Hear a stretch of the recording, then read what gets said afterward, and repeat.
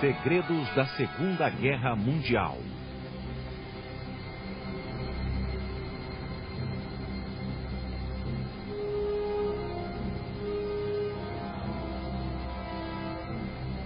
Revelações da Segunda Guerra Mundial.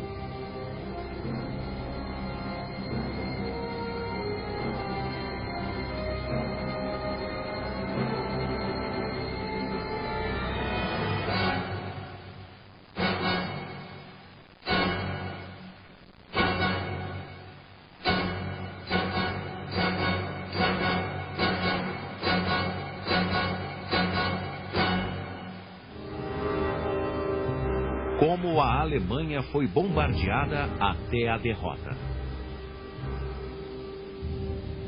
Em 1945, a Alemanha jaz em ruínas.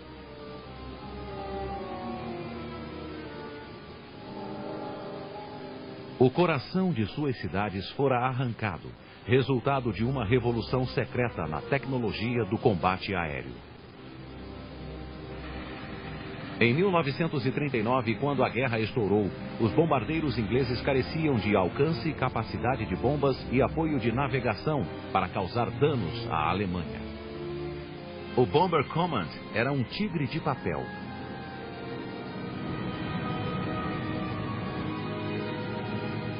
Ironicamente, a Força Aérea Alemã, a Luftwaffe, fora pioneira em dominar novas tecnologias. Na Blitz de 1940, seus bombardeiros orientadores seguiram feixes eletrônicos para iluminar alvos na indústria inglesa.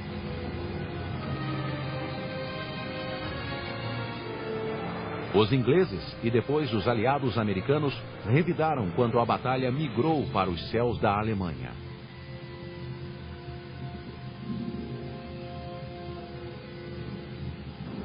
Foi um combate em que os dois lados lutavam por uma pequena margem estratégica, que seria a diferença entre a derrota e a vitória.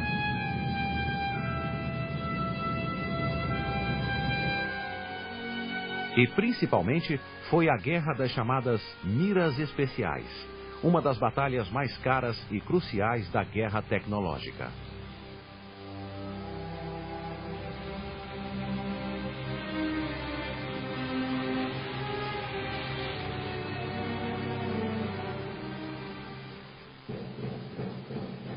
O pesadelo da destruição que cai do céu é antigo.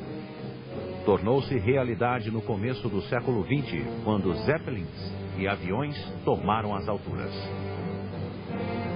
Os aviões se impuseram na Primeira Guerra Mundial.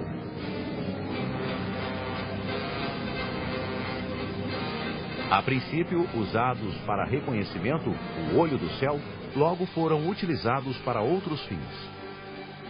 Aviões foram adaptados para levar bombas.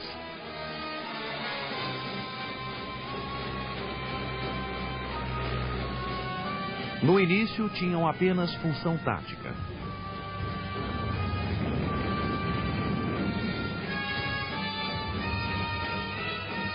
Mas as necessidades da guerra trouxeram aviões mais pesados, especializados em bombardear alvos táticos e estratégicos. A Alemanha foi líder com seus bombardeiros pesados, que eram usados para cobrir os lamacentos campos de batalha da frente ocidental.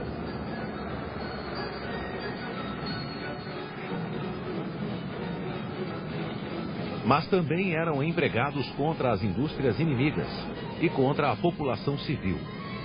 Bombardeiros alemães atacaram Londres pela primeira vez em junho de 1917. Os ingleses também tinham bombardeiros pesados. O primeiro foi o Handley Page 0100, o Bloody Paralyzer, que entrou em ação em 1916.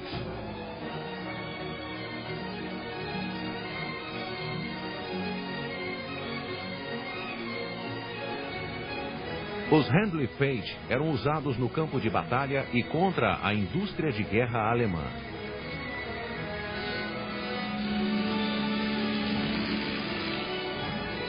No fim da guerra, os ingleses planejavam bombardear Berlim com o Handley Page V-1500, Mas o armistício chegou antes do avião levantar voo.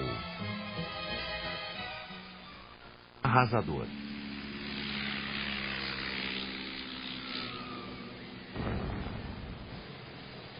O bombardeiro dominou os céus dos anos 30.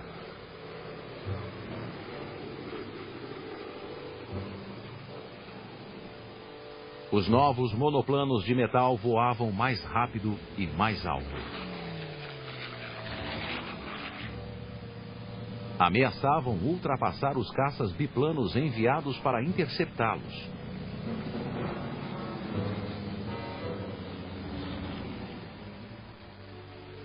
Em 1932, o parlamentar inglês Stanley Baldwin sobriamente previu que o bombardeiro sempre venceria. Sentimento partilhado por Adolf Hitler, que em 1935 revelou o intenso programa de rearmamento alemão. Os bombardeiros da Luftwaffe eram um sinistro lembrete para a Europa das intenções alemãs. Mas sob o comando de Hermann Göring, os bombardeiros teriam um papel mais tático do que estratégico. Bombardeiros de mergulho como o Stuka Ju-87 eram projetados para atuar como artilharia aérea nas campanhas de curto alcance que Hitler já arquitetava contra seus vizinhos. O Ju-88 também tinha capacidade de mergulho. Mas os generais alemães descartaram a construção de uma frota de bombardeiros pesados. Seria muito cara e demorada demais.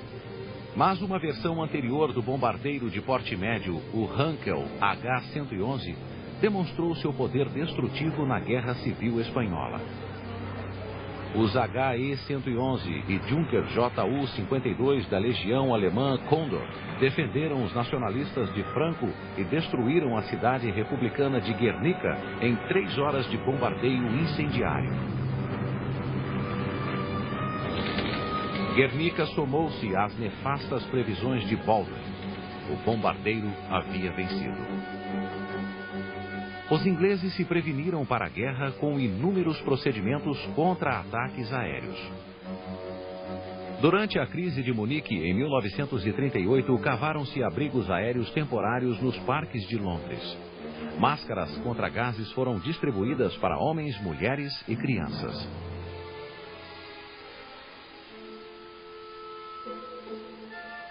Em meados dos anos 30, a Inglaterra não estava preparada para combater uma pesada ofensiva aérea. Localizadores de sons antiquados alertavam sobre a aproximação de bombardeiros. Ironicamente, Londres era o último alvo que Hitler tinha em mente. Mas no fim dos anos 30, o governo inglês previa milhares de baixas para o primeiro dia de guerra e estocou milhões de caixões de papelão para enfrentar essa crise.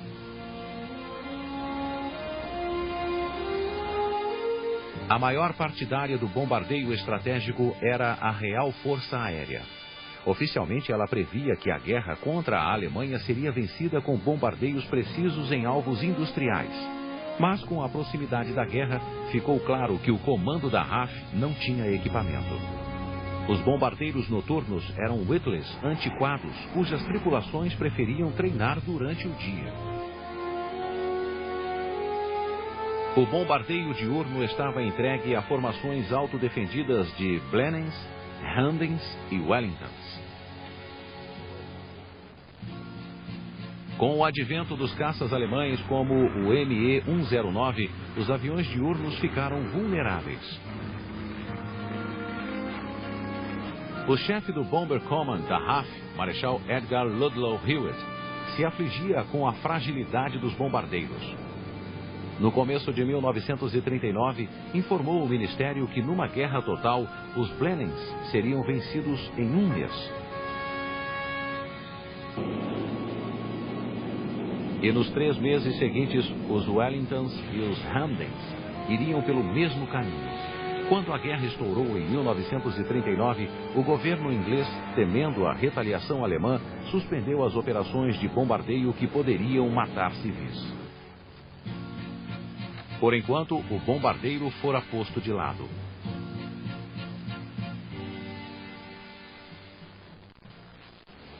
De setembro de 1939 ao fim de 1940, a iniciativa ficou com a Alemanha. A Polônia, invadida em 1º de setembro, mal resistiu 5 semanas. Sua antiquada força aérea não era páreo para a Luftwaffe. Os Stuka de mergulho operavam na primeira frente de contato com o inimigo. A destruição de alvos específicos era sua especialidade.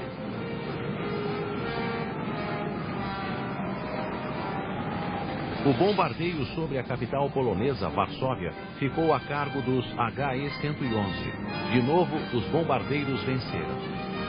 Na Holanda, Roterdã foi a cidade que sofreu com os HE-111 em maio de 1940, quando Hitler lançou a Blitzkrieg no oeste. A defesa holandesa sucumbiu ao pesado ataque aéreo no centro de Roterdã. Com outras cidades ameaçadas, os holandeses se renderam. Livres da obstinada resistência holandesa no flanco direito, os tanques alemães voltaram-se contra os lentos franceses e seus aliados ingleses. Em junho de 1940, a Alemanha dominava todo o Nordeste e centro da Europa. A França capitulara e a força expedicionária inglesa havia recuado pelo canal. Ela deixara todo o equipamento pesado na França. A retirada de Dunkerque fora heróica, mas não se vence guerras com retiradas. Agora tudo o que impedia Hitler de invadir a Inglaterra eram os pilotos do comando de caça da RAF. E eles mantiveram a posição.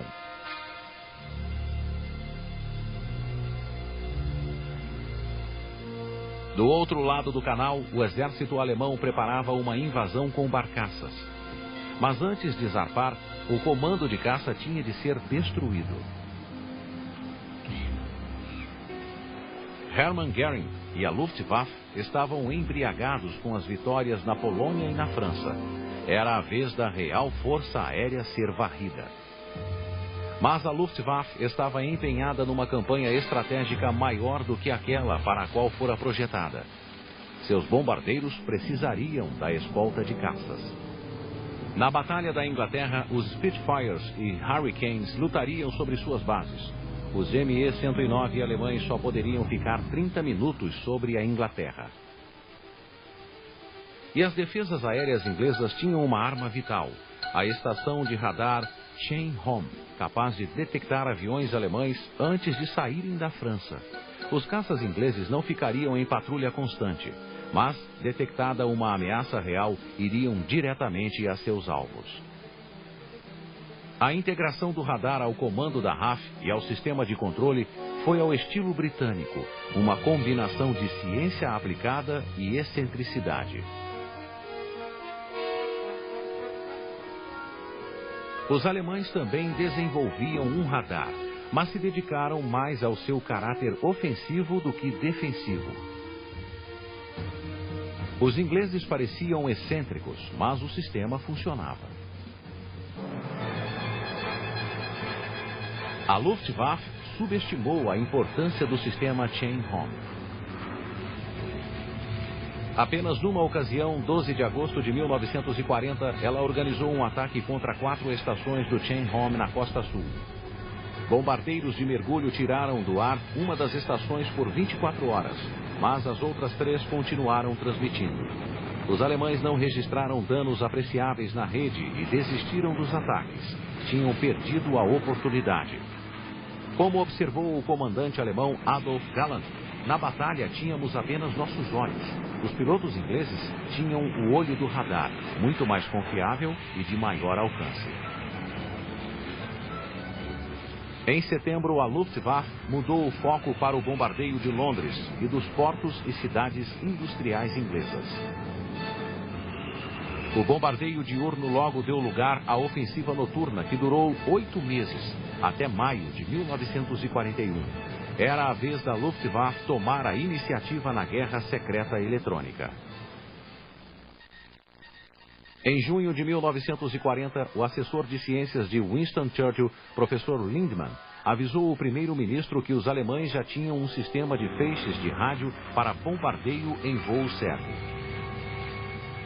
A espionagem científica inglesa sabia que o sistema tinha o codinome Nickbine, ou perna torta. Faltava conhecer-lhe os segredos. Os pilotos alemães voavam ao longo de um feixe de rádio de sinal constante. Se saíam do curso, ouviam pontos ou linhas em Morse. Um segundo feixe cruzando o primeiro dizia aos pilotos quando soltar as bombas. A espionagem inglesa agiu rápido quanto ao Nickbine.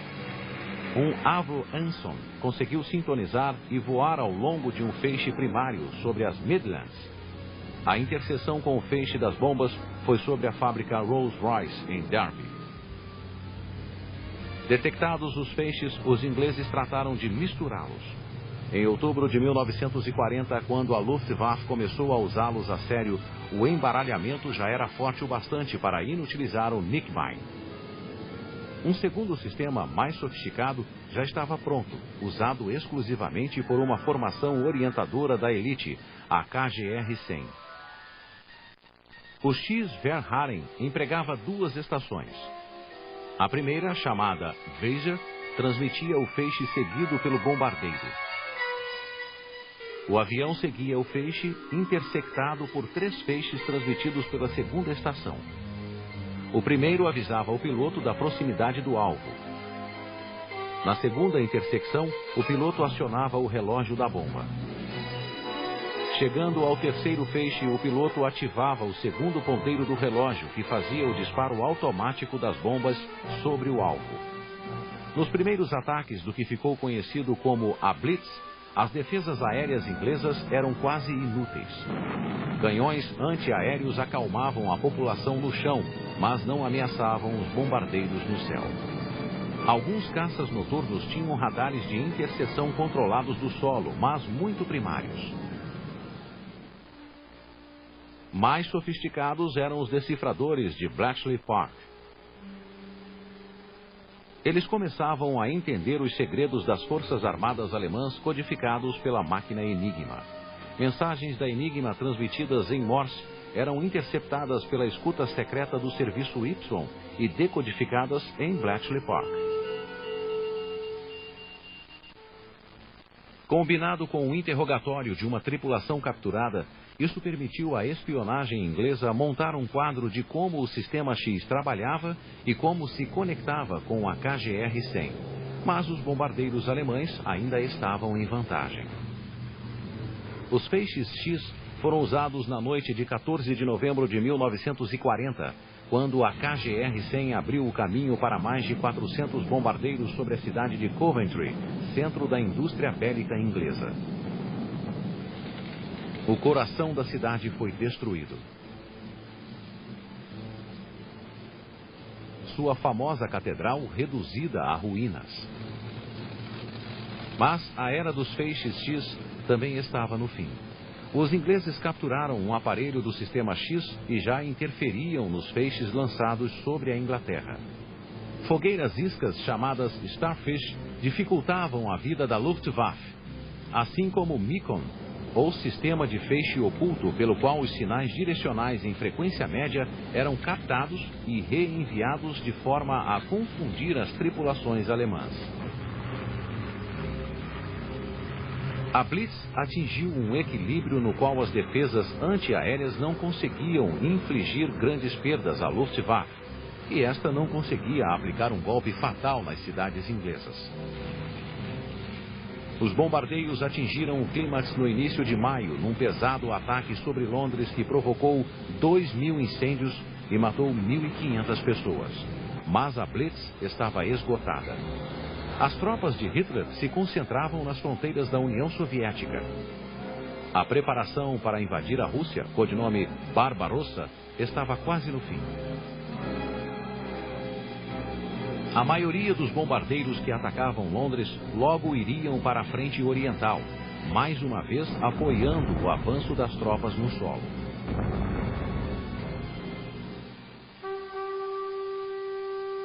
Mil e 500 quilômetros a oeste, Londres chorava suas perdas. Mais uma vez, os bombardeiros haviam vencido. Eles impuseram sérios danos a Londres e a várias cidades inglesas. mas não lhes destruíram o moral nem a indústria bélica. No meio da destruição, a vida das pessoas e a vida da nação continuou.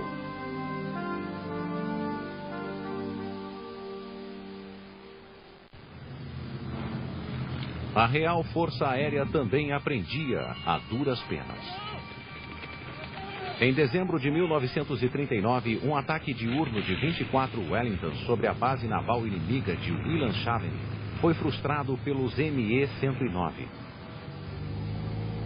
Para sobreviver em céus alemães, os aviões ingleses deveriam voar à noite.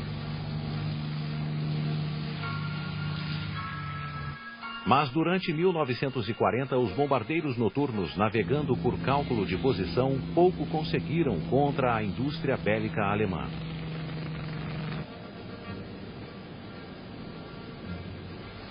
E em 1941, o Bomber Command era motivo de uma raivosa disputa interna.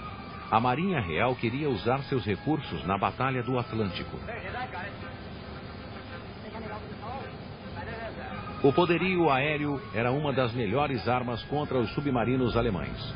A Marinha argumentava que os bombardeiros da RAF seriam mais úteis contra os submarinos do que no continente europeu. A sobrevivência inglesa estava em jogo no Atlântico, e o bombardeio ofensivo consumia uma cota exagerada de aviões e de recursos científicos. Um relatório do Ministério da Aviação de agosto de 1941 confirmou a ineficácia do Bomber Command contra alvos alemães. Nos ataques ao Ruhr, apenas 1/10 das tripulações conseguia acertar bombas perto do alvo principal. Um navegador do Bomber Command relembra. And so, results of all this dead reckoning navigation, failure of weather forecasting to give us accurate winds over a continent where there was no weather stations, and all these things meant that probabilities was that you would even bomb the wrong town. A defesa aérea noturna alemã também melhorou e tinha radares de curto e longo alcance. Eles permitiam que caças atacassem à noite numa versão noturna da Batalha da Inglaterra. Holofotes focalizavam alvos-chave. O arquiteto da defesa aérea noturna alemã era o general Josef Kahnhuber. Por trás dos radares costeiros, Kahnhuber recolocou os holofotes e canhões de defesa e mais radares numa linha que ia de Schleswig-Holstein até a Bélgica. As grandes cidades, especialmente as do Ruhr industrial, eram rodeadas por mais um círculo de refletores e artilharia. O sistema ganhou o nome de linha Kahnhuber. Em seguida, Kahnhuber levou a bateria de holofotes que originalmente ajudava os caças noturnos de volta às cidades, formando uma fileira, e cada um era patrulhado por um único caça noturno sob controle do radar. Bombardeiros ingleses já matavam civis alemães no mesmo ritmo em que as defesas alemãs derrubavam os bem treinados pilotos do Bomber Command. A chance de uma tripulação completar a missão de 30 alvos era de 30%. O moral se esgarçava.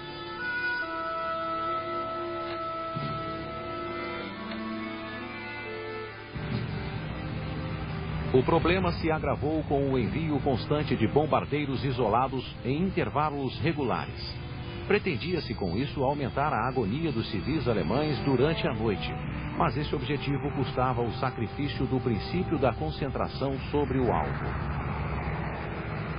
Em desespero, o chefe do comando aéreo, Marechal Sir Charles Portal, submeteu a Winston Churchill um plano de construção de 4.000 bombardeiros, o que consumiria todo o orçamento inglês para a guerra. Apenas o bombardeio, defendia Portal, poderia vencer a guerra. Churchill vetou o plano.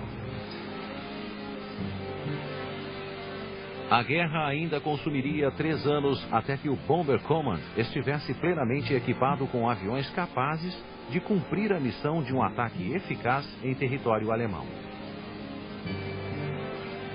O primeiro quadrimotor pesado do comando foi o Short Sterling, que entrou em ação em 1941. O Sterling era desajeitado, mas resistente. Um deles sobreviveu a uma colisão frontal com um caça alemão. No final de 1941, 150 Sterlings voavam no Bomber Command. Após o Sterling, entrou em ação o Handley Page Halifax. O último bombardeiro pesado a entrar em ação foi o Avro Lancaster, cujas especificações eram de 1936. Agora o Bomber Command estava equipado. Um bombardeiro médio do princípio da guerra, como o HE-111, carregava 2 toneladas de bombas com combustível para 2.000 quilômetros. O primeiro pesado da RAF, o Short Sterling, levava uma carga útil 3 vezes maior, com metade do combustível. Em contraste, o Handley Page Halifax levava 6,5 toneladas de carga com combustível para quase 3.200 quilômetros. O Avro Lancaster transportava uma carga de 7 toneladas com combustível para quase 2.700 quilômetros. A maior capacidade dos pesados coincidiu com uma nova orientação. O grosso da carga deveria ser jogada em áreas de ataque de cidades alemãs e não mais em alvos bélicos específicos. A partir de então, 75% da tonelagem total das bombas inglesas deveriam cair sobre áreas-alvo. O argumento científico para a política de bombardeio por área surgiu no ensaio apresentado a Churchill pelo professor Lindemann. Ele mostrou uma ligação direta entre a produção bélica e a queda do moral, induzida pelo bombardeio de áreas onde moravam os operários. Lindemann calculou que, em média, 1 tonelada de bombas sobre uma área habitada deixaria sem teto cerca de 200 operários. Com os novos bombardeiros, o Bomber Command destruiria as casas de 1/3 da população alemã. A nova diretiva, lançada em fevereiro de 1942, coincidiu com a posse do novo chefe do Bomber Command, Marechal Sir Arthur Harris. Harris não era autor da política de bombardeio de área, mas apoiava a ideia com todo o entusiasmo. Apelidado de Bomber, Harris foi o executor implacável da política de destruição de áreas. Como ele dizia, "They sowed the wind, and now they are going to reap the whirlwind." Os bombardeiros de Harris começaram a receber o equipamento que os guiaria até os alvos na Alemanha. Era a tecnologia em ação. O primeiro auxiliar de navegação, codinome D, entrou em ação em 1941. Um receptor especial no avião recebia o fluxo de pulsos irradiados sobre a Europa por 3 transmissores. No avião, o navegador media a diferença de tempo entre os pulsos e, numa carta de navegação, calculava a posição da aeronave. Um ano depois, o Bomber Command introduziu o sistema de bombardeio cego, de codinome OB. Uma estação em terra, codinome CAT, transmitia um raio ao longo do qual o avião receptor voava. Uma segunda estação, MAUS, dizia ao bombardeiro quando soltar a bomba. As estações OB só conseguiam guiar um avião por vez durante o ataque, e esta tarefa inicialmente coube ao rápido e eficiente Mosquito. Os esquadrões Mosquito montaram uma nova formação, o Grupo 8, cuja função era encontrar e iluminar o alvo com fogos coloridos, chamados marcadores de alvo. Em 1943, a marcação e o bombardeio eram orquestrados por um único bombardeiro mestre que rodeava o alvo.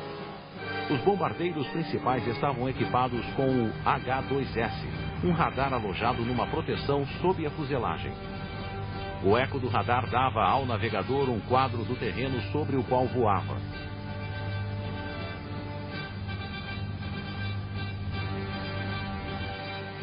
Para aumentar seu poderio, os bombardeiros levavam bombas de grande capacidade com um invólucro de metal mínimo e um máximo de explosivo forte. O rabugento Marechal Harris tinha um gosto por publicidade só igualado pelo do general Montgomery, o vitorioso em El Alamein. Em maio de 1942, lançou os aviões num ataque de 1.000 bombardeiros sobre Colônia. A Alemanha ia colher sua tempestade. Em 1942, Harris ganhou um aliado. A 8ª Força Aérea Americana chegou à Inglaterra naquele agosto. Armados com o Boeing B-17, a Fortaleza Voadora, e o B-24 Liberator, os americanos seguiam a estratégia do bombardeio diurno de precisão em alvos industriais. Seu visor Norden, diziam, acertava uma bomba num barril de chope. Uma tarefa simples para quem tinha treinado no céu de brigadeiro do deserto de Nevada. Mas seria mais complicado no céu da Europa, cheio de bombas e nuvens. Como os alemães e ingleses antes, os americanos aprenderam pelo modo mais difícil e doloroso.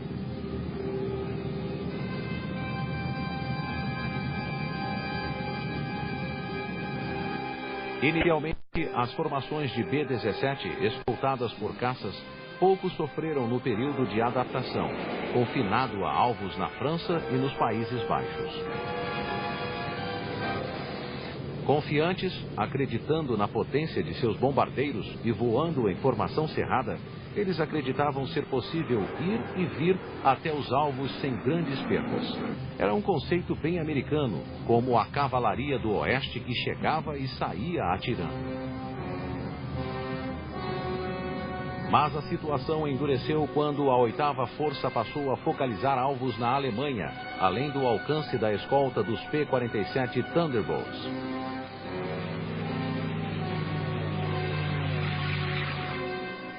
Em 1943, grandes perdas exigiram maior concentração de fogo defensivo, com a formação em pilha de 54 aviões, compostos por 3 grupos de 18. A formação tinha 2 quilômetros de largura, 800 metros de altura e cerca de 500 metros entre o primeiro e o último avião. Espremidos na formação de combate, os B-17 e Liberator não podiam usar todo o poder das metralhadoras, ficando vulneráveis em ataques diretos aos aviões das extremidades de cada grupo. O simples peso do equipamento defensivo dos bombardeiros americanos apresentava à 8ª Força Aérea mais um sério problema. O Lancaster, menos armado porque voava à noite, tinha carga de 7 toneladas com combustível para 2.700 quilômetros. Já o Liberator e o B-17, projetados para a patrulha marítima, eram limitados à carga padrão de 2 toneladas, mas tinham maior autonomia. Enquanto a batalha esquentava sobre a Alemanha, os caças diurnos da Luftwaffe recebiam cada vez mais canhões e, mais tarde, mísseis.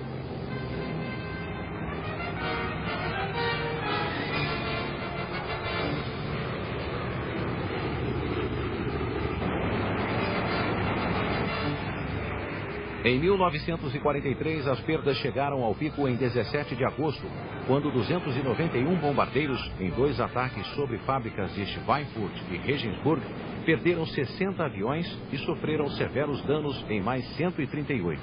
As perdas em cada missão já chegavam a 10%. Os bombardeios foram temporariamente suspensos. 3 meses antes, Harris e o colega americano general Ira Eaker haviam adotado a diretriz Point Blank, que ordenava a progressiva destruição e deslocamento do sistema militar e econômico alemão e o solapamento moral do povo, ao ponto de minar fatalmente sua capacidade de resistência armada. Harris desfechou os primeiros golpes dessa campanha no que ficou conhecido como a Batalha do Ruhr, e chegou ao clímax com uma série devastadora de ataques contra Hamburgo no final de julho.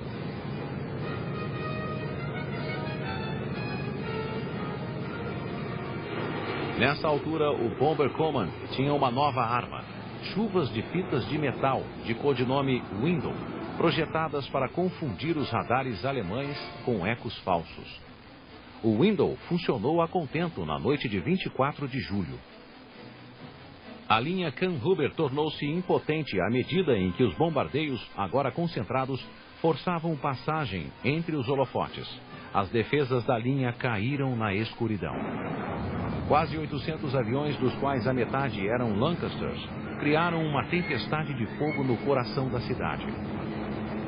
Na noite do dia 26, 730 aviões do Bomber Command causaram um incêndio ainda maior que consumiu 40 mil vidas. Ao todo, o Bomber Command ordenou 4 ataques sobre Hamburgo entre 24 de julho e 2 de agosto. 8,5 toneladas de bombas caíram sobre Hamburgo, com 87 aviões perdidos, uma perda aceitável de menos de 3%. Os ataques sinalizaram o fim da linha Kamphuber, mas, por outro lado, instigaram táticas noturnas alemãs mais complexas, nas quais aviões bimotores orbitavam um feixe eletrônico e depois eram dirigidos contra os atacantes a partir do solo. Em terra, os operadores de radar aprenderam a distinguir entre os ecos de um bombardeiro e os ecos gerados pelo Window. A guerra noturna sobre a Alemanha em blackout tornou-se intensa batalha eletrônica e cada lado introduzia novos ataques e contra-ataques. Tinsel era o codinome de microfones instalados perto do motor do avião, que confundia os caças noturnos, transmitindo ruídos na frequência usada por eles. A batalha não se limitava aos céus da Alemanha.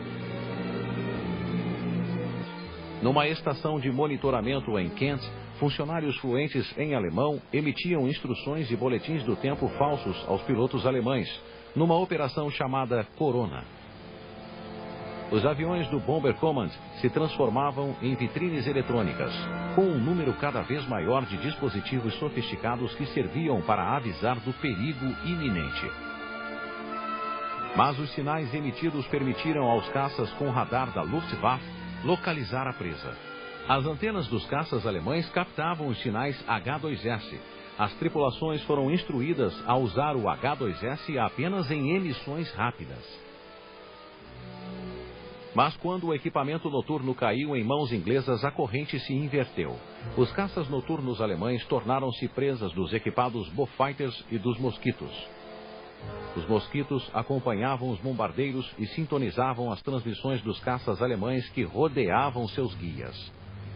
Okay, I can see a QA. Right, 1:15, range about 500. Still overtaking very slowly. Okay, I'll hold him now. Have a look with your glasses. Right. It's a twin engine. I can't see any exhausts. Okay, I've got the glasses. Where is he? It's 88. Definitely. Okay, that's what I thought it was. Well, this ought to shake him. Em 1943, Harris sentiu-se seguro para dizer a Churchill: podemos destruir Berlim de ponta a ponta. Vai nos custar 500 bombardeiros. Vai custar a guerra à Alemanha. Mas quase custou o comando a Harris. Berlim era muito grande, bem defendida e muito distante para ser arrasada pelos aviões ingleses. A batalha pelo controle aéreo avançou um estágio. Nos 4 meses seguintes, com a piora do tempo, o Bomber Command atacou Berlim 16 vezes. No auge dos ataques, enviou quase 10 mil ondas de bombardeiros. As defesas alemãs os esperavam. Na Batalha de Berlim, que abrangeu várias outras cidades, o Bomber Command perdeu 600 aviões, derrubados ou danificados.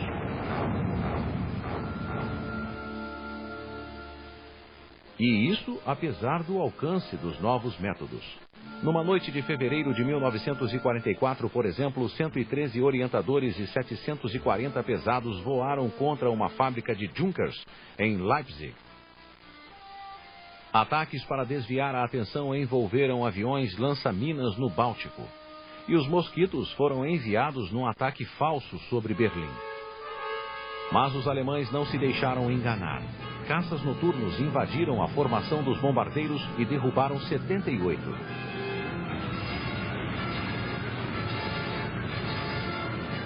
A Batalha de Berlim foi cancelada após o desastroso ataque sobre Nuremberg, em março de 1944, quando quase 100 aviões foram perdidos. O Bomber Command aprendeu o que a 8ª Força Aérea descobrira em meados de 1943. Era preciso derrotar a Força Aérea inimiga antes de atacar seu território. A Luftwaffe e o povo alemão permaneciam de pé. Após a Batalha de Berlim, o general americano Spaatz, comandante da recém-formada Força Aérea Estratégica na Europa, concluiu que Harris estava acabado.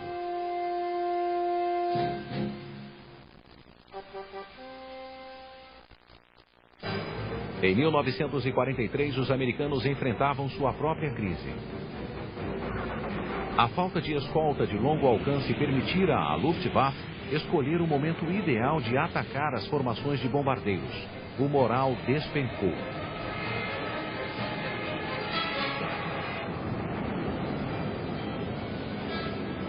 Os caças de escolta Thunderbolt tinham tanques descartáveis de 400 litros que precisavam ser ejetados no começo de um combate.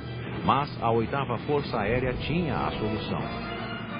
No início de 1944, entrou em ação o caça Mustang P-51D, com o mesmo motor Rolls-Royce Merlin usado pelo Lancaster e capaz de escoltar as formações de bombardeiros até os alvos alemães. Os Mustang não eram apenas escolta, formavam patrulhas cujo papel era procurar e destruir o inimigo. As perdas de bombardeiros diminuíram, as perdas de caças diurnos alemães e com eles de pilotos insubstituíveis aumentaram.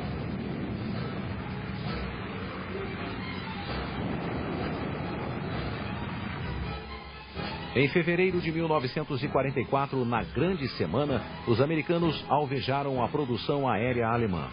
Ela aumentara bastante graças ao programa de dispersão iniciado pelo ministro Albert Speer. E agora começava a declinar. Os americanos estavam com os dedos na jugular alemã. A montagem da Operação Overlord, a invasão aliada na Normandia, tornou-se mais importante que o bombardeio estratégico contra a Alemanha. O Bomber Command e a 8ª Força Aérea foram forçados a atacar os transportes alemães nas semanas que precederam o dia D. Harris continuava adepto do bombardeamento por área, descartando os outros alvos como mera panaceia. Como um general do fronte ocidental em 1916, acreditava que mais um golpe poria a Alemanha de joelhos. And the man who looks back over his shoulder and thinks he's got a lead may have nasty surprises coming to him. Now is not the time in any way to ease up, but to put on what indeed may prove, sooner perhaps than some of us think, the final spurt.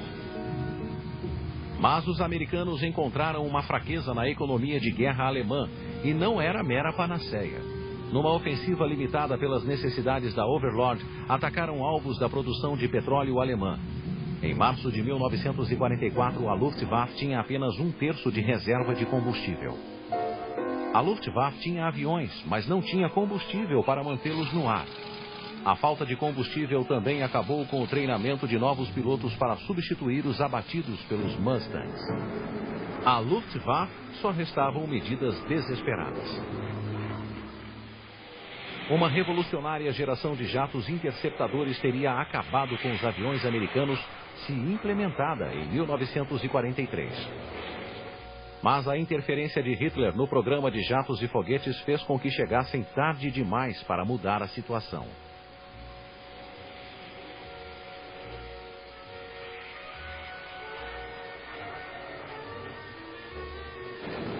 Os jatos foram um duro golpe para os bombardeiros americanos, mas a vantagem numérica falou mais alto. Em 1945, o Bomber Command tinha voos diurnos e noturnos. Dispunha de 1.600 aviões por dia, o rústico Halifax e o perigoso Lancaster. Tinha um equipamento eletrônico exclusivo, o Grupo 100, que confundia as desgastadas defesas da Luftwaffe. Era capaz de lançar ataques espetaculares contra alvos específicos, mas permanecia preso ao bombardeio de área. Bem mais tarde, a torre posterior do Lancaster ganhou um radar guia de tiro. Mas nos últimos 4 meses de guerra, o Bomber Command perdeu 608 aviões, quase 2 vezes a linha de frente de 1939, o que prova sua força, pois apesar disso, não parou de atacar. O auge do ataque por área aconteceu em Dresden, em 13 de fevereiro de 1945. Cada onda de bombardeiros se concentrou sobre um alvo durante minutos. Controlados por um guia, criaram um inferno, matando cerca de 50 mil pessoas. Dresden era uma área de ataque por excelência, mas foi um desastre político para o Bomber Command. A cidade quase não tinha defesa e estava cheia de refugiados. O ataque fora ordenado por Winston Churchill, ansioso em provar o desejo inglês de ajudar Stalin, quando o Exército Vermelho chegou à Alemanha Oriental. Dresden não estava na lista de alvos de Harris, mas depois do desastre, ele e o Bomber Command levaram a culpa pela execução da política, o bombardeio por área, que gozara do apoio irrestrito de Churchill durante 3 anos. O auge do sucesso dos bombardeiros coincidiu com a derrota do exército alemão no campo e com a progressiva ocupação do próprio Reich pelos exércitos aliados do leste e oeste. Em consequência, o argumento dos adeptos do bombardeio estratégico de que ele ganhara a guerra jamais poderá ser provado.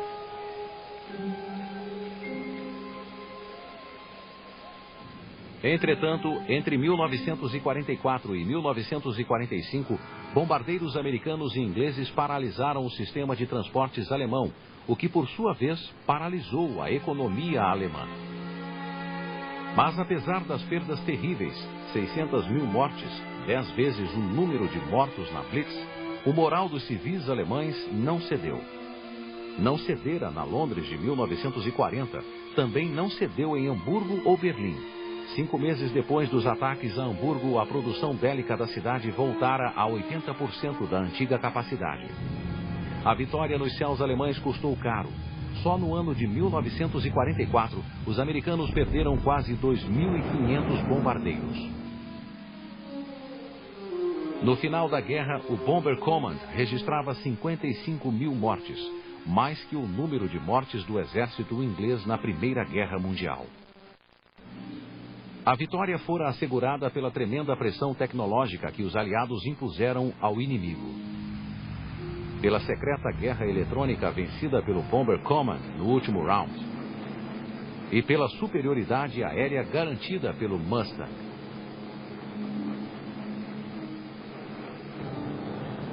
Sem as miras especiais e os caças de escolta, a ofensiva combinada dos aliados não teria se sustentado. Isso permitiu que os bombardeiros apressassem o colapso da Alemanha e o fim da guerra. Em última instância, o bombardeiro de fato venceu.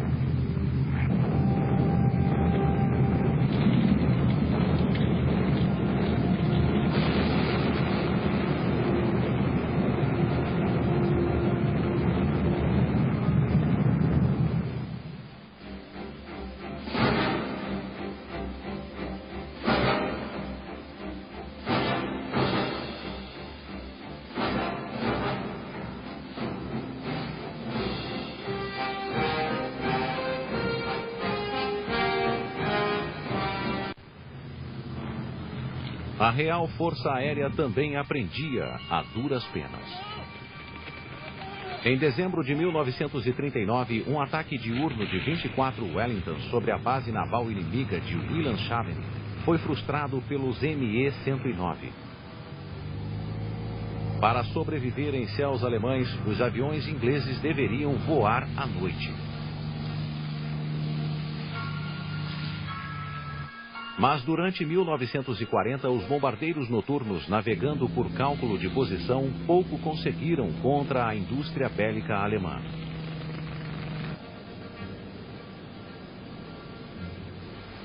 E em 1941, o Bomber Command era motivo de uma raivosa disputa interna.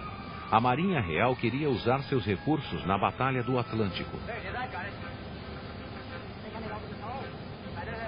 O poderio aéreo era uma das melhores armas contra os submarinos alemães.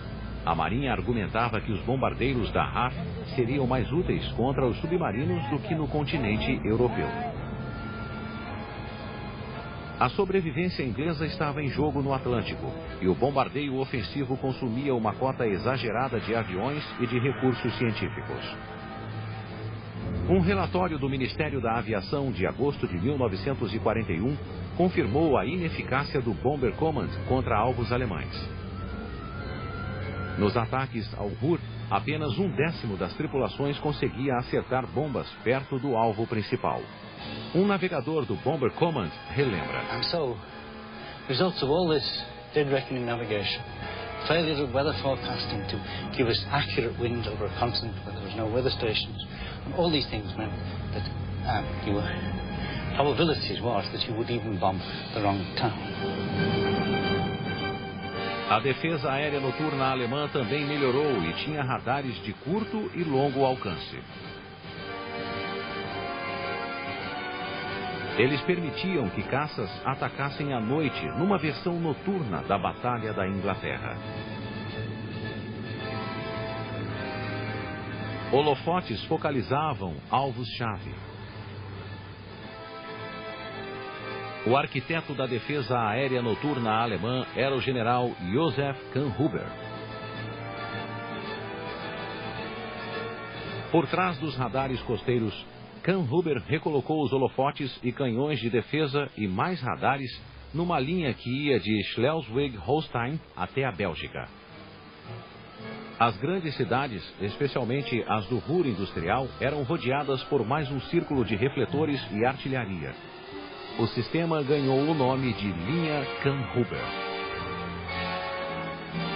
Em seguida, Kahnhuber levou a bateria de holofotes que originalmente ajudava os caças noturnos de volta às cidades, formando uma fileira, e cada um era patrulhado por um único caça noturno sob controle do radar. Bombardeiros ingleses já matavam civis alemães no mesmo ritmo em que as defesas alemãs derrubavam os bem treinados pilotos do Bomber Command. A chance de uma tripulação completar a missão de 30 alvos era de 30%. O moral se esgarçava.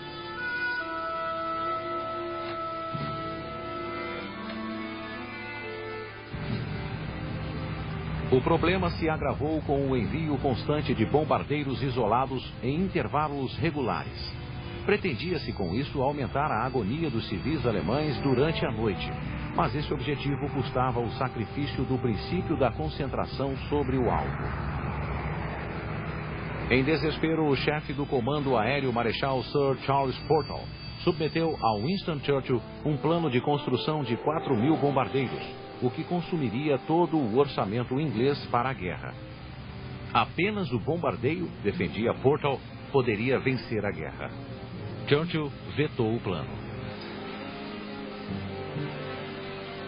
A guerra ainda consumiria 3 anos até que o Bomber Command estivesse plenamente equipado com aviões capazes de cumprir a missão de um ataque eficaz em território alemão.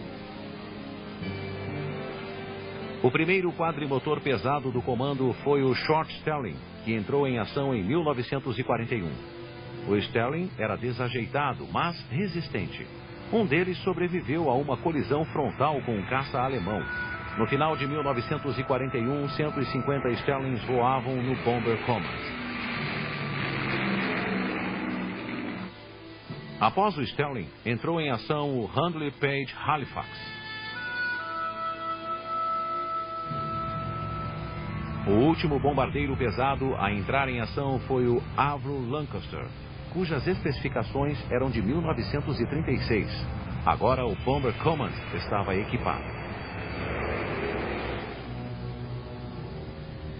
Um bombardeiro médio do princípio da guerra, como o HE-111, carregava 2 toneladas de bombas com combustível para 2.000 quilômetros. O primeiro pesado da RAF, o Short Stelling, levava uma carga útil 3 vezes maior, com metade do combustível. Em contraste, o Handley Page Halifax levava 6,5 toneladas de carga com combustível para quase 3.200 quilômetros. O Avro Lancaster transportava uma carga de 7 toneladas com combustível para quase 2.700 quilômetros. A maior capacidade dos pesados coincidiu com uma nova orientação.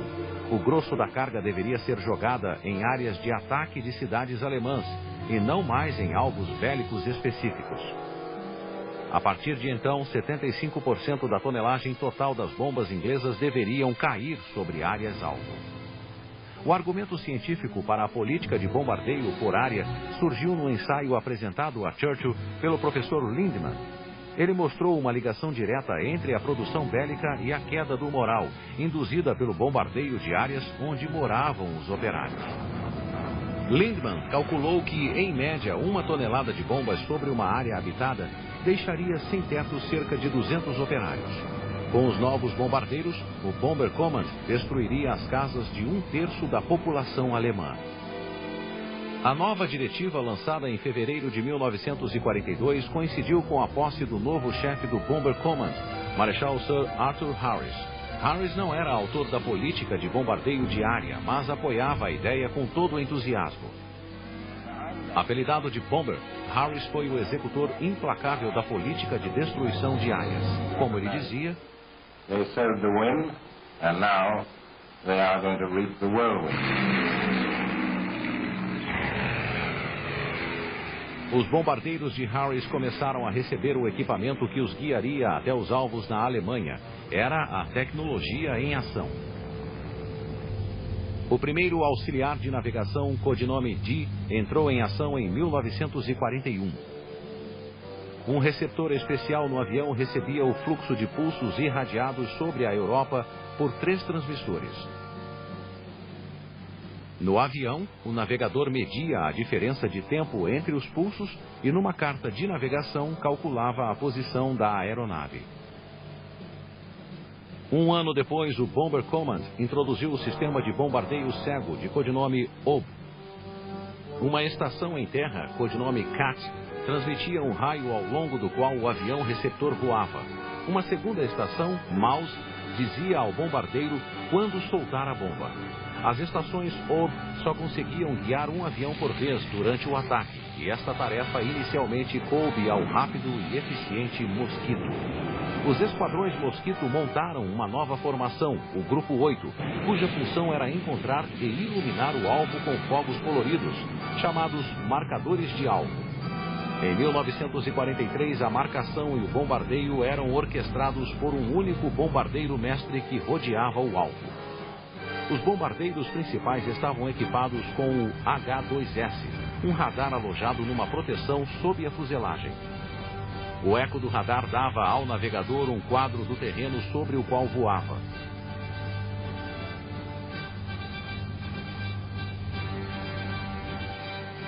Para aumentar seu poderio, os bombardeiros levavam bombas de grande capacidade com um invólucro de metal mínimo e um máximo de explosivo forte.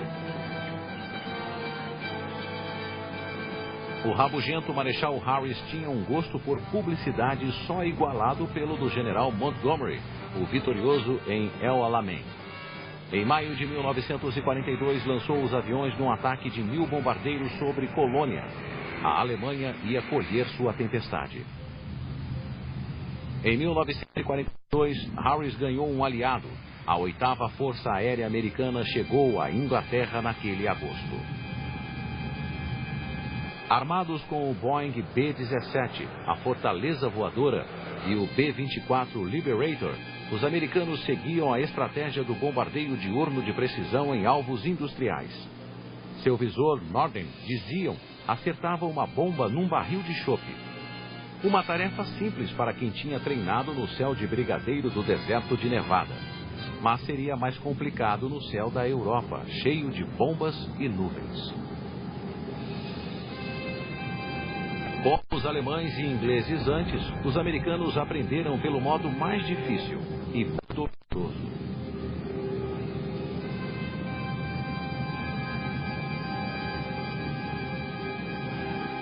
Inicialmente, as formações de B-17, escoltadas por caças, pouco sofreram no período de adaptação, confinado a alvos na França e nos Países Baixos. Confiantes, acreditando na potência de seus bombardeiros e voando em formação cerrada, eles acreditavam ser possível ir e vir até os alvos sem grandes perdas. Era um conceito bem americano, como a cavalaria do oeste que chegava e saía atirando. Mas a situação endureceu quando a 8ª Força passou a focalizar alvos na Alemanha, além do alcance da escolta dos P-47 Thunderbolts.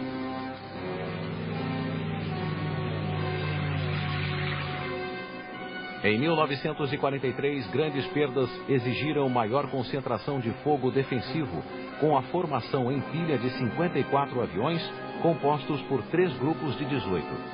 A formação tinha 2 quilômetros de largura, 800 metros de altura e cerca de 500 metros entre o primeiro e o último avião. Espremidos na formação de combate, os B-17 e Liberator não podiam usar todo o poder das metralhadoras, ficando vulneráveis em ataques diretos aos aviões das extremidades de cada grupo. O simples peso do equipamento defensivo dos bombardeiros americanos apresentava à 8ª Força Aérea mais um sério problema. O Lancaster, menos armado porque voava à noite, tinha carga de 7 toneladas com combustível para 2.700 quilômetros. Já o Liberator e o B-17, projetados para a patrulha marítima, eram limitados à carga padrão de 2 toneladas, mas tinham maior autonomia. Enquanto a batalha esquentava sobre a Alemanha, os caças diurnos da Luftwaffe recebiam cada vez mais canhões e, mais tarde, mísseis.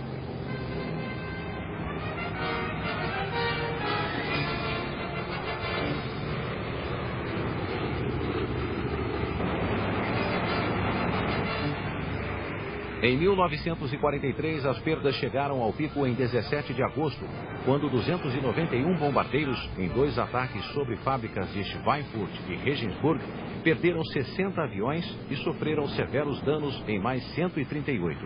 As perdas em cada missão já chegavam a 10%. Os bombardeios foram temporariamente suspensos. 3 meses antes, Harris e o colega americano general Ira Eaker haviam adotado a diretriz Point Blank, que ordenava a progressiva destruição e deslocamento do sistema militar e econômico alemão e o solapamento moral do povo, ao ponto de minar fatalmente sua capacidade de resistência armada. Harris desfechou os primeiros golpes dessa campanha no que ficou conhecido como a Batalha do Ruhr, e chegou ao clímax com uma série devastadora de ataques contra Hamburgo no final de julho.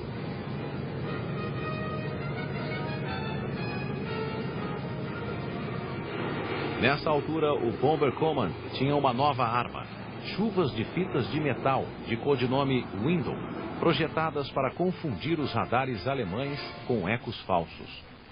O Window funcionou a contento na noite de 24 de julho. A linha Kamphuber tornou-se impotente à medida em que os bombardeios, agora concentrados, forçavam passagem entre os holofotes. As defesas da linha caíram na escuridão. Quase 800 aviões, dos quais a metade eram Lancasters, criaram uma tempestade de fogo no coração da cidade. Na noite do dia 26, 730 aviões do Bomber Command causaram um incêndio ainda maior que consumiu 40.000 vidas. Ao todo, o Bomber Command ordenou 4 ataques sobre Hamburgo entre 24 de julho e 2 de agosto. 8,5 toneladas de bombas caíram sobre Hamburgo, com 87 aviões perdidos, uma perda aceitável de menos de 3%. Os ataques sinalizaram o fim da linha Kamphuber, mas, por outro lado, instigaram táticas noturnas alemãs mais complexas, nas quais aviões bimotores orbitavam um feixe eletrônico e depois eram dirigidos contra os atacantes a partir do solo. Em terra, os operadores de radar aprenderam a distinguir entre os ecos de um bombardeiro e os ecos gerados pelo Window. A guerra noturna sobre a Alemanha em blackout tornou-se intensa batalha eletrônica e cada lado introduzia novos ataques e contra-ataques. Tinsel era o codinome de microfones instalados perto do motor do avião, que confundia os caças noturnos, transmitindo ruídos na frequência usada por eles. A batalha não se limitava aos céus da Alemanha. Numa estação de monitoramento em Kent, funcionários fluentes em alemão emitiam instruções e boletins do tempo falsos aos pilotos alemães, numa operação chamada Corona. Os aviões do Bomber Command se transformavam em vitrines eletrônicas, com um número cada vez maior de dispositivos sofisticados que serviam para avisar do perigo iminente. Mas os sinais emitidos permitiram aos caças com radar da Luftwaffe localizar a presa. As antenas dos caças alemães captavam os sinais H-2S. As tripulações foram instruídas a usar o H-2S apenas em emissões rápidas. Mas quando o equipamento noturno caiu em mãos inglesas, a corrente se inverteu. Os caças noturnos alemães tornaram-se presas dos equipados Beaufighters e dos Mosquitos. Os Mosquitos acompanhavam os bombardeiros e sintonizavam as transmissões dos caças alemães que rodeavam seus guias. Okay, I can see him keying. Right, 1:15, range about 500, still overtaking very slowly. Okay, I'll hold him now. Have a look with your glasses. Right. It's a twin engine, I can't see any exhausts. Okay, I've got the glasses. Where is he? It's 88, definitely. Okay, that's what I thought it was. Well, this ought to shake him. Em 1943, Harris sentiu-se seguro para dizer a Churchill: podemos destruir Berlim de ponta a ponta. Vai nos custar 500 bombardeiros. Vai custar a guerra à Alemanha. Mas quase custou o comando a Harris. Berlim era muito grande, bem defendida e muito distante para ser arrasada pelos aviões ingleses. A batalha pelo controle aéreo avançou um estágio. Nos 4 meses seguintes, com a piora do tempo, o Bomber Command atacou Berlim 16 vezes. No auge dos ataques, enviou quase 10.000 ondas de bombardeiros. As defesas alemãs os esperavam. Na Batalha de Berlim, que abrangeu várias outras cidades, o Bomber Command perdeu 600 aviões, derrubados ou danificados.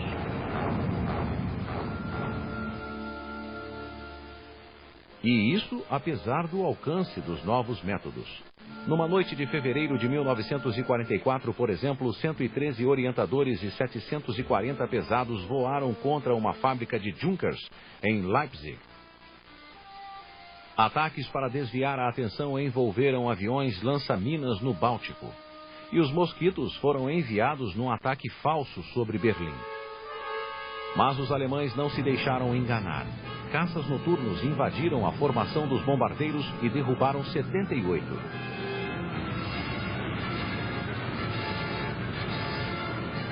A Batalha de Berlim foi cancelada após o desastroso ataque sobre Nuremberg, em março de 1944, quando quase 100 aviões foram perdidos. O Bomber Command aprendeu o que a 8ª Força Aérea descobrira em meados de 1943. Era preciso derrotar a Força Aérea inimiga antes de atacar seu território. A Luftwaffe e o povo alemão permaneciam de pé. Após a Batalha de Berlim, o general americano Spaatz, comandante da recém-formada Força Aérea Estratégica na Europa, concluiu que Harris estava acabado.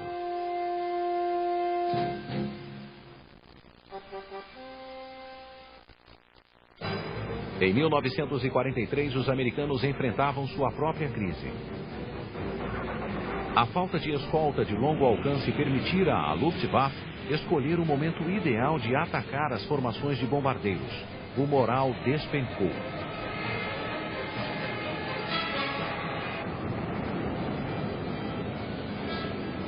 Os caças de escolta Thunderbolt tinham tanques descartáveis de 400 litros que precisavam ser ejetados no começo de um combate. Mas a 8ª Força Aérea tinha a solução.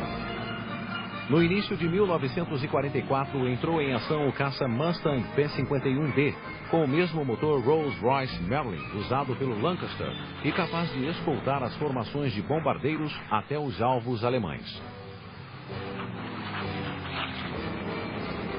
Os Mustang não eram apenas escolta, formavam patrulhas cujo papel era procurar e destruir o inimigo. As perdas de bombardeiros diminuíram, as perdas de caças diurnos alemães e com eles de pilotos insubstituíveis aumentaram.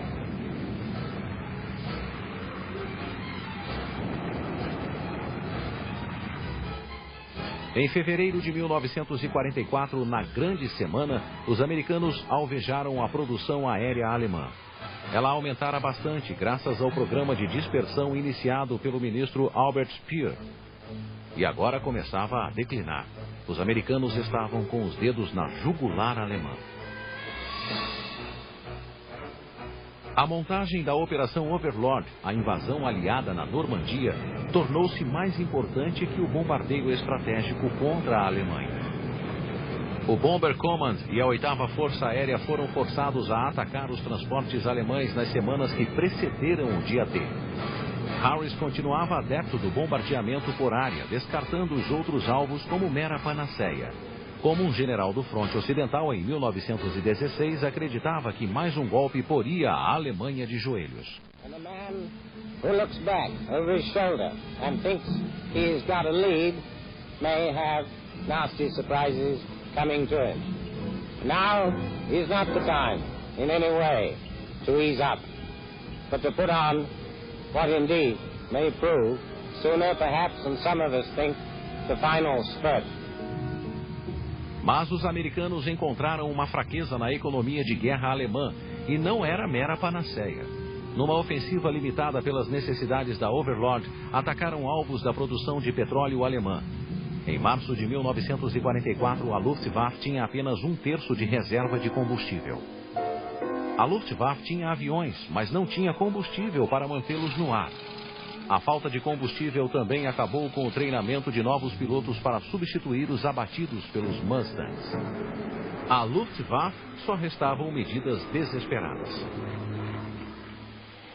Uma revolucionária geração de jatos interceptadores teria acabado com os aviões americanos se implementada em 1943. Mas a interferência de Hitler no programa de jatos e foguetes fez com que chegassem tarde demais para mudar a situação.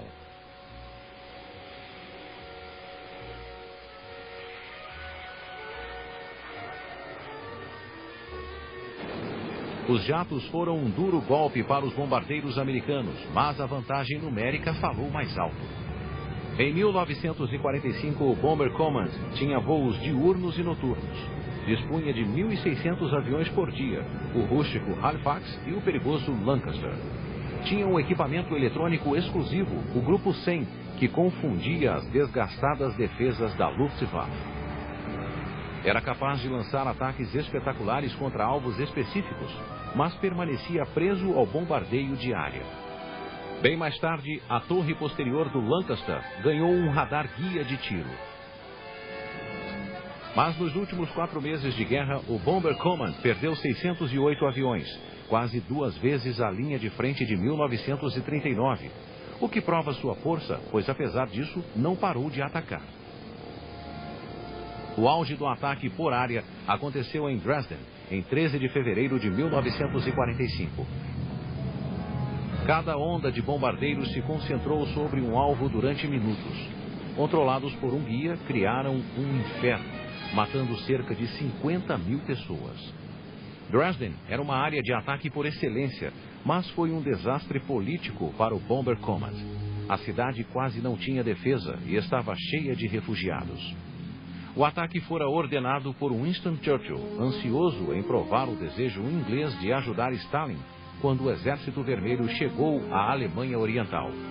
Dresden não estava na lista de alvos de Harris, mas depois do desastre, ele e o Bomber Command levaram a culpa pela execução da política, o bombardeio por área, que gozara do apoio irrestrito de Churchill durante 3 anos.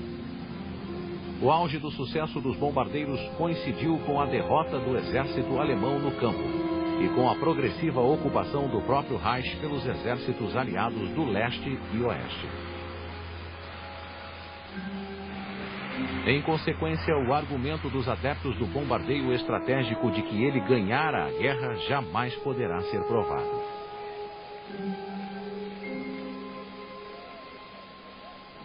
Entretanto, entre 1944 e 1945, bombardeiros americanos e ingleses paralisaram o sistema de transportes alemão, o que, por sua vez, paralisou a economia alemã. Mas, apesar das perdas terríveis, 600 mil mortes, 10 vezes o número de mortos na Blitz, o moral dos civis alemães não cedeu. Não cedera na Londres de 1940, também não cedeu em Hamburgo ou Berlim. 5 meses depois dos ataques a Hamburgo, a produção bélica da cidade voltara a 80% da antiga capacidade. A vitória nos céus alemães custou caro. Só no ano de 1944, os americanos perderam quase 2.500 bombardeiros. No final da guerra, o Bomber Command registrava 55 mil mortes, mais que o número de mortes do exército inglês na Primeira Guerra Mundial. A vitória fora assegurada pela tremenda pressão tecnológica que os aliados impuseram ao inimigo. Pela secreta guerra eletrônica vencida pelo Bomber Command no último round. E pela superioridade aérea garantida pelo Mustang.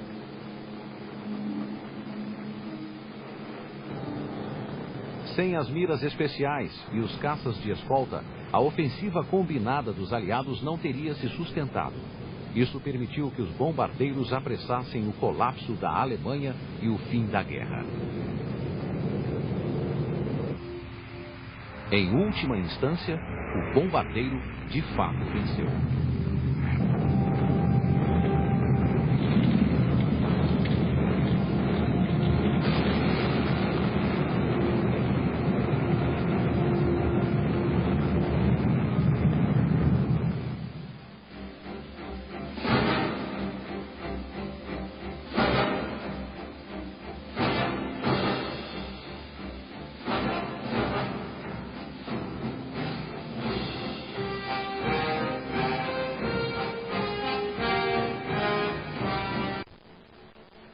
Os ataques sinalizaram o fim da linha Kamm-Huber, mas, por outro lado, instigaram táticas noturnas alemãs mais complexas, nas quais aviões bimotores orbitavam um feixe eletrônico e depois eram dirigidos contra os atacantes a partir do solo. Em terra, os operadores de radar aprenderam a distinguir entre os ecos de um bombardeiro e os ecos gerados pelo Window.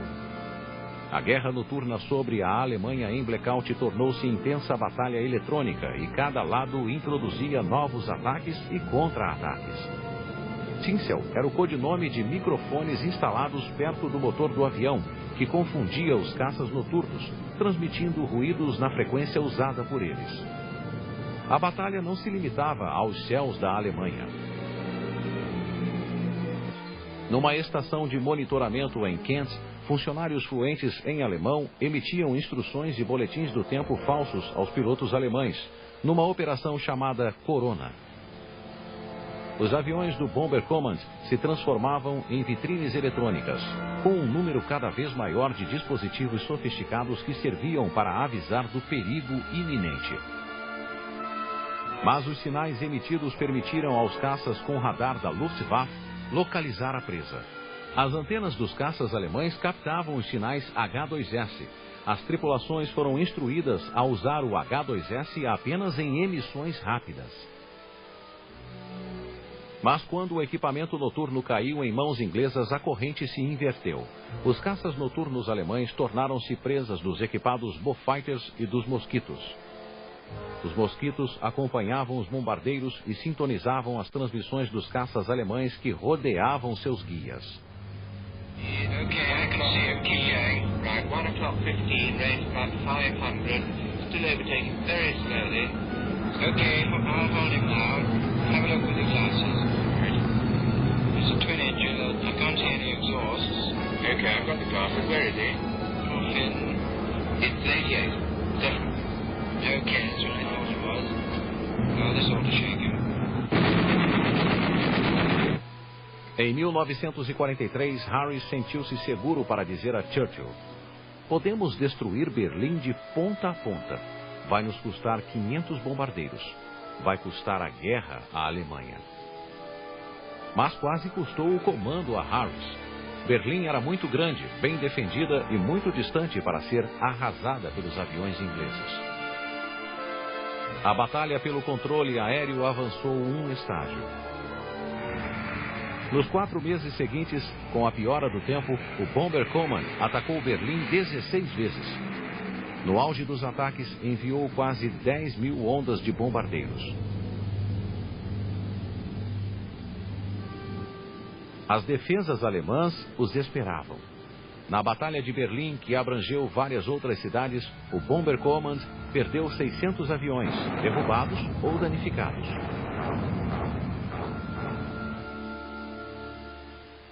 E isso apesar do alcance dos novos métodos. Numa noite de fevereiro de 1944, por exemplo, 113 orientadores e 740 pesados voaram contra uma fábrica de Junkers em Leipzig. Ataques para desviar a atenção envolveram aviões lança-minas no Báltico. E os mosquitos foram enviados num ataque falso sobre Berlim. Mas os alemães não se deixaram enganar. Caças noturnos invadiram a formação dos bombardeiros e derrubaram 78.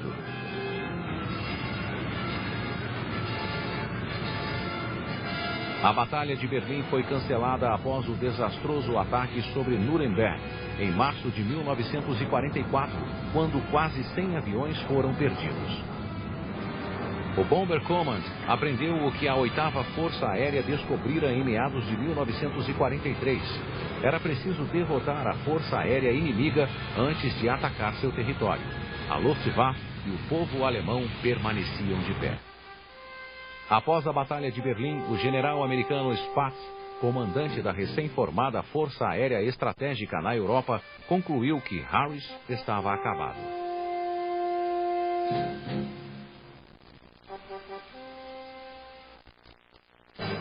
Em 1943, os americanos enfrentavam sua própria crise. A falta de escolta de longo alcance permitira à Luftwaffe escolher o momento ideal de atacar as formações de bombardeiros. O moral despencou.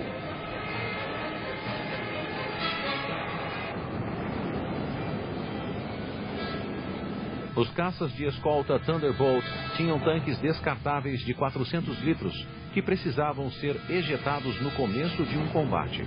Mas a 8ª Força Aérea tinha a solução.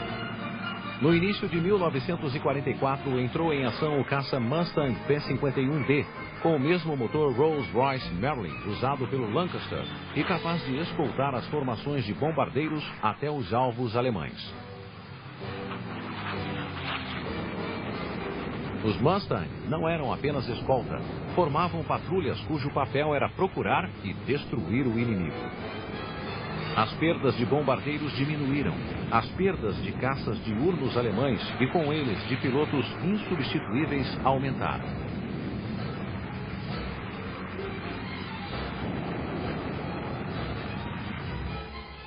Em fevereiro de 1944, na Grande Semana, os americanos alvejaram a produção aérea alemã. Ela aumentara bastante graças ao programa de dispersão iniciado pelo ministro Albert Speer. E agora começava a declinar. Os americanos estavam com os dedos na jugular alemã. A montagem da Operação Overlord, a invasão aliada na Normandia, tornou-se mais importante que o bombardeio estratégico contra a Alemanha.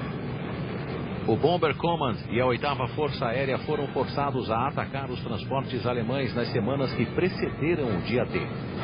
Harris continuava adepto do bombardeamento por área, descartando os outros alvos como mera panaceia. Como um general do fronte ocidental em 1916 acreditava que mais um golpe poria a Alemanha de joelhos. And a man who looks back over his shoulder and thinks he's got a lead may have nasty surprises coming to him. Now is not the time in any way to ease up, but to put on what indeed may prove, sooner perhaps than some of us think, the final spurt. Mas os americanos encontraram uma fraqueza na economia de guerra alemã e não era mera panaceia. Numa ofensiva limitada pelas necessidades da Overlord, atacaram alvos da produção de petróleo alemã. Em março de 1944, a Luftwaffe tinha apenas 1/3 de reserva de combustível. A Luftwaffe tinha aviões, mas não tinha combustível para mantê-los no ar. A falta de combustível também acabou com o treinamento de novos pilotos para substituir os abatidos pelos Mustangs. À Luftwaffe só restavam medidas desesperadas. Uma revolucionária geração de jatos interceptadores teria acabado com os aviões americanos se implementada em 1943. Mas a interferência de Hitler no programa de jatos e foguetes fez com que chegassem tarde demais para mudar a situação.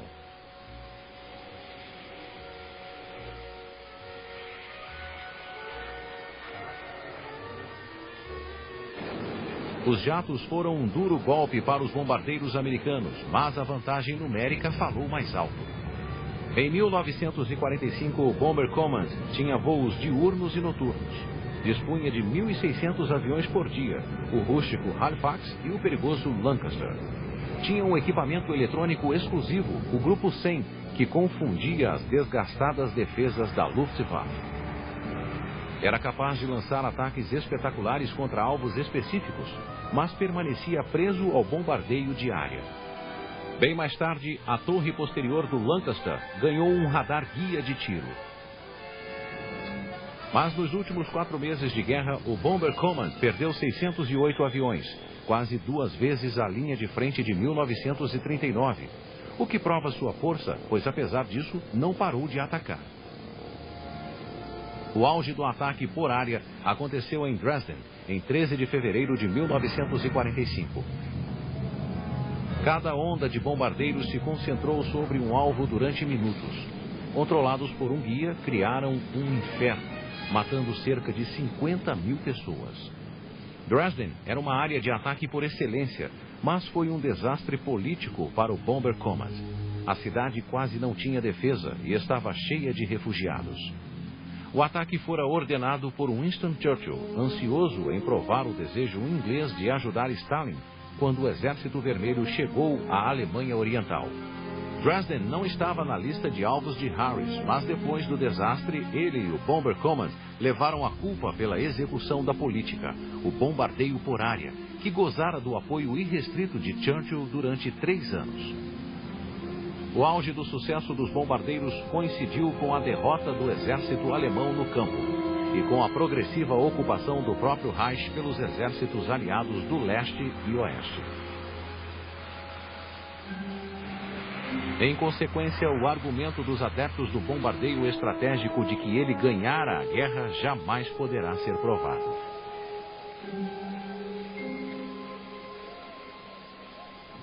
Entretanto, entre 1944 e 1945, bombardeiros americanos e ingleses paralisaram o sistema de transportes alemão, o que, por sua vez, paralisou a economia alemã.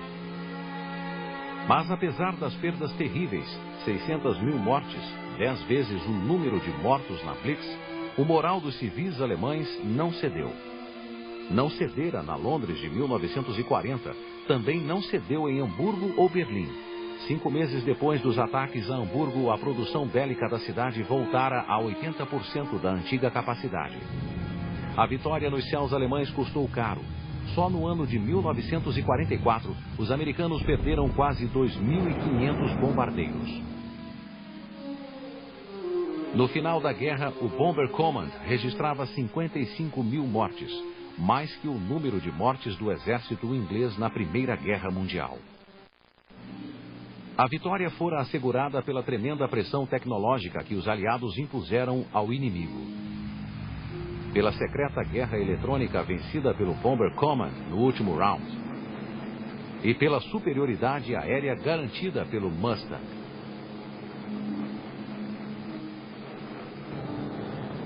Sem as miras especiais e os caças de escolta, a ofensiva combinada dos aliados não teria se sustentado. Isso permitiu que os bombardeiros apressassem o colapso da Alemanha e o fim da guerra. Em última instância, o bombardeiro de fato venceu.